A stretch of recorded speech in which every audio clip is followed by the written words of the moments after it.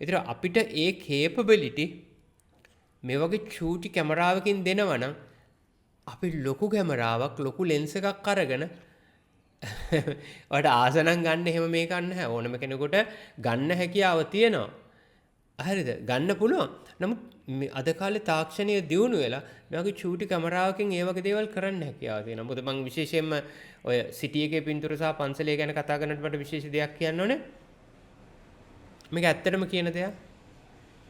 Street එකේද පන්සලේද ඕනම තැනක ඡායාරූප ගන්න හරිම කන්වීනියන්ට් පහසු මොබයිල් එක. ඒකේ දෙකක් නැහැ.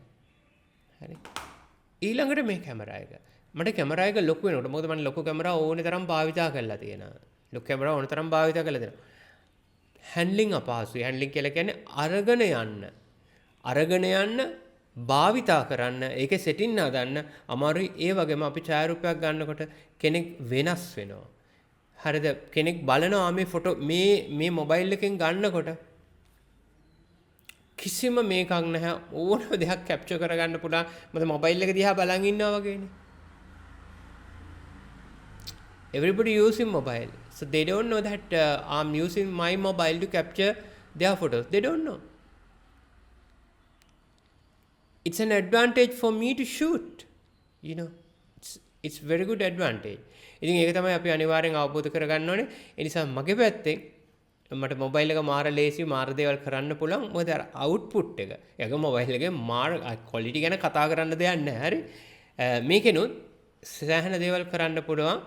ඒක අර අපි දැනගන්න ඕනේ අපිට ලැබෙන ඕනම ඩිවයිස් එකකින් වැඩ කරන්න. ඩිවයිස් එක ලොකු වුණත් බෑ නෙමෙයි කියන්නේ පුළුවන්.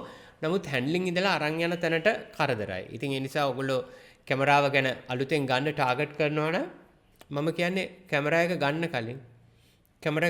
කලින් කැප්චරින් හුරු පුරුද්ද. ඒක මාර වැදගත්.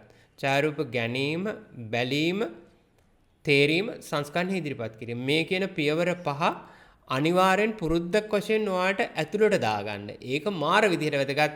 ඒක අමාරුයි කියලා දැනනකොට ඒක පටන් අරගෙන කරගෙන යනකොට ඒක අතාරින්න බෑ. ඒක අර එක දිගට ඒ ගන්න එක ෂෙයා කරන්න. එතකොට තමයි අපි දන්නේ ඔයා මේක කරනවා කියලා. ඒ වගේම දෙන්නේ තුන් දෙනෙක්ගේ ඒවට පොඩ්ඩක් ගිහිල්ලා බලලා කමෙන්ට් කරන්න මේ කියන දේවල් එක්ක. හරි. ඒ නිසා මම මේකෙදි කිව්වේ මේ කෝස් එක තුල ඉගෙන ගන්න එකත් එක්ක